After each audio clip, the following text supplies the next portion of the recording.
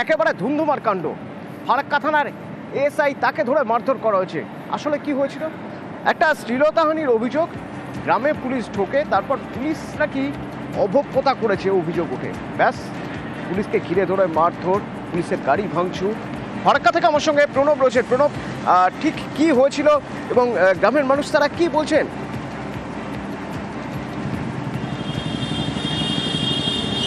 দেখো, একটা ছোট শিশু তিলিডাঙ্গা, ফারাক্কা তিলিডাঙ্গা গ্রামে তার মামার বাড়িতে বেড়াতে এসেছিল। সেই সময় এক যুবক তার গায়ে হাত দেয় বলে অভিযোগ। তারপরে ওই শিশুর পরিবারের পক্ষ থেকে যে ফারাক্কার যে এনটিপিসির যে পুলিশ ফাঁড়ি রয়েছে সেখানে অভিযোগ দায়ের করে।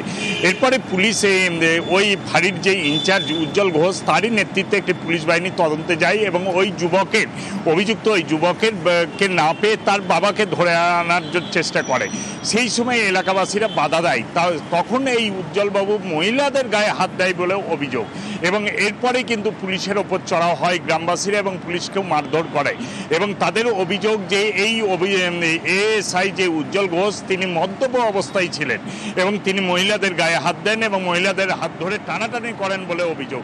তারপরে পুলিশের গাড়ি ভাঙচুর করা হয়, পুলিশকে মারধর করে এবং তারপরে ফারাক্কা থেকে বিশাল পুলিশ বাহিনী গিয়ে কোনো রকমে উদ্ধার করে নিয়ে আসে।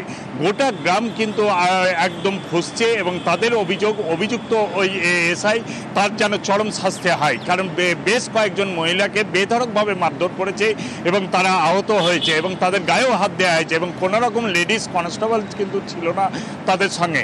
এরপরে কিন্তু তারা বিক্ষোভও দেখান। যদিও ফারাক্কা থানার পুলিশের পক্ষ থেকে একজনকে গ্রেপ্তার করেছে, এক গ্রামবাসীকে, এবং জঙ্গিপুর পুলিশ জেলার পক্ষ থেকে বলা হয়েছে যে পুরো ঘটনার তদন্ত করা হচ্ছে। যদি সত্যিকারে ওই এএসআই মদ্যপ অবস্থায় সে ওই গ্রামে গিয়ে থাকে তাহলে তার বিরুদ্ধে ব্যবস্থা নেওয়া হবে। কিন্তু গ্রামবাসীরা চাইছেন যেন অভিযুক্ত ওই পুলিশ এএসআই এর যেন চরম শাস্তি দেওয়া হয়। অতনু, ধন্যবাদ।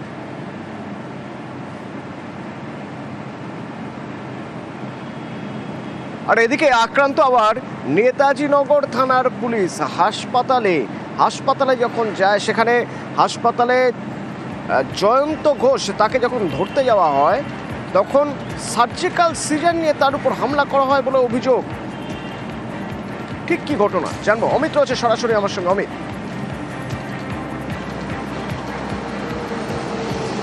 দেখো, নেতাজিনগর থানা এলাকার অন্তর্গত 4 নম্বর বিদ্যাসাগর কলোনির বাসিন্দা, পেশায় আইনজীবী দীপায়ন ঘোষ, তার বাড়ির সামনে গতকাল রাত্রি 11:30 থেকে 12টার মধ্যে তাকে আগ্নেয়াস্ত্র দেখিয়ে হুমকি দেওয়া হয়। তিনি থানায় ফোন করে বিষয়টি অভিযোগ হিসেবে জানান।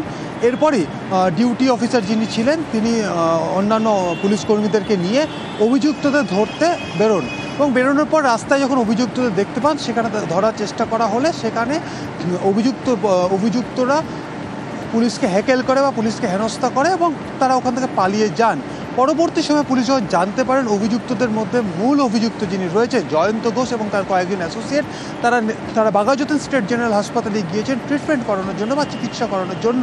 সেখানে পুলিশ অফিসাররা সেখানে পৌঁছয় এবং পৌঁছে গিয়ে তারা জানতে পারে সেখানে উপস্থিত চিকিৎসক এবং নার্সদেরকেও হেনস্থা করা হয়েছে। এরপরেই পুলিশ যখন পাকড়াও করতে যায় বা ধরতে যায় যখন এই জয়ন্ত ঘোষ নামে যে মূল অভিযুক্ত তাকে, তখন হাসপাতালের ভেতরেই সার্জিক্যাল সিজার দিয়ে কর্তব্যরত ডিউটি অফিসার যিনি ছিলেন বা ক্রাইম অফিসার নেতাজিনগর থানার, তার উপরে হামলা চালানো হয়। তার হাতে গুরুতর আঘাত লেগেছে, তাকে সিজার দিয়ে তার উপরে হামলা চালানো। অন্যান্য যারা পুলিশ কর্মী ছিলেন তাদেরকেও মারধর করা হয়েছে, এমনটাই অভিযোগ। এবং এই ঘটনার পরেই স্বতঃপ্রণোদিতভাবে মামলা রুজু করা হয়েছে নেতাজিনগর থানার তরফে। মূল অভিযুক্ত জয়ন্ত ঘোষ সহ অন্যান্য যারা তার অ্যাসোসিয়েট ছিলেন মোট 6 জনকে গ্রেপ্তার করা হয়েছে এবং তাদেরকে আজকে আলিপুর আদালতে পেশ করা হবে।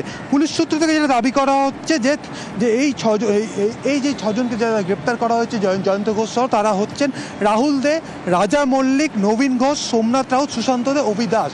এবং এই 6 জন জয়ন্ত সহ 6 জনকে গ্রেপ্তার করা হয়েছে, তাদেরকে আলিপুর আদালতে পেশ করা হবে। কিন্তু হঠাৎ করে কেন আগ্নেয়াস্ত্র দেখিয়ে হুমকি দিতে গেলেন আইনজীবীকে? আইনজীবী যেটা অভিযোগ করছেন যে দীর্ঘদিন ধরেই এলাকাতে তোলাবাজি, রাহাজানি, দাদাগিরি করতেন জয়ন্ত এবং তার অ্যাসোসিয়েটরা, এবং দীপায়ন ঘোষ নামে যিনি আইনজীবী তিনি তাদের প্রতিবাদ করেছেন। তাদের এই সমস্ত কাজের প্রতিবাদ করার কারণেই গতকাল রাত্রিবেলা তিনজন তার পাড়ার ক্লাব থেকে বাড়ি ফিরছেন রাত্রি 11:30-12টার সময়। সেই সময় ঠিক বাড়ির কাছে, একদম বাড়ি ঢোকার আগেই তাকে আগ্নেয়াস্ত্র থেকে হুমকি দেওয়া হয় এবং তিনি তৎক্ষণাৎ নেতাজিনগর থানায় ফোন করেন। নেতাজিনগর থানায় ক্রাইম অফিসার তিনি নিজে ছিলেন সেই সময় ডিউটিতে। তিনি ফোর্স নিয়ে যখন অভিযুক্তদের ধরতে যান, রাস্তাতেই এক পক্ষ বাদানুবাদ ধস্তাধস্তি হয় পুলিশের সাথে অভিযুক্তদের। তারপরে সেখান থেকে তিনজন অভিযুক্তকে প্রথমে আটক করা হয়েছিল। পরবর্তী সময় তারা যখন জানতে পারেন যে বাকি অভিযুক্তরা তারা বিশেষ করে জয়ন্ত 2-3 জনকে নিয়ে বাঘাযতীন হাসপাতালে গিয়েছেন চিকিৎসা করাতে, সেই সময় সেখানে গিয়ে ডাক্তার এবং নার্সদেরকে হেনস্থা করা হচ্ছে এবং সেখানে আউটপোস্ট থেকে নেতাজিনগর থানায় ফোন যায়। নেতাজিনগর থানার পুলিশ সেই সময় ডিউটি অফিসার আবারও বাঘাযতীন হাসপাতালে গেলে তখন তিনি আক্রান্ত হন, এমনটা কিন্তু পুলিশের তরফ এবং পুলিশ স্বতঃপ্রণোদিত মামলা রুজু করেছে। আচ্ছা, ধন্যবাদ। জয়ন্ত পুচকি এবং তার দলবল প্রথমে ফোন করে আমাকে ছেড় দেয় এবং তারপর আমার বাড়ির সামনে আসে, বন্দুক ঠেকিয়ে বলেছিল তুমি আমার রাস্তা থেকে সরে যাও, তুমি যদি না সরে যাও তাহলে কিন্তু তোমাকে আমরা প্রাণে মেরে ফেলবো। ওরা এখানে অনেক দুষ্কৃতী কাজ করে, যেমন লোকেদের ভয় দেখায়, তোলে, সাট্টা চালায়, এগুলো আমি প্রতিবাদ করি। এই প্রতিবাদের জেরেই ওর সাথে আমার শত্রুতা। আমি রিটেন কমপ্লেন জমা দিয়েছি থানায় এবং তাতে পুলিশ অ্যারেস্ট করতে গিয়ে পুলিশও আক্রান্ত হয়েছে। এর আগেও একজনকে গুলি চালিয়েছে। আমি ভীত সন্ত্রস্ত আছি, কারণ বাড়ির লোকও বয়স্ক মা বাবা আছে, বউ বাচ্চা আছে, সবাই ভয় পেয়ে গেছে। মধ্য অবস্থায় ট্রিটমেন্ট করতে করতে ওরা পালিয়ে গেছে। পুলিশের সঙ্গে ধসই হয়েছে, তর্ক বিতর্ক হয়েছে, চলে গেছে। ট্রিটমেন্ট করেনি, একজনা করেছে একজনা করেনি।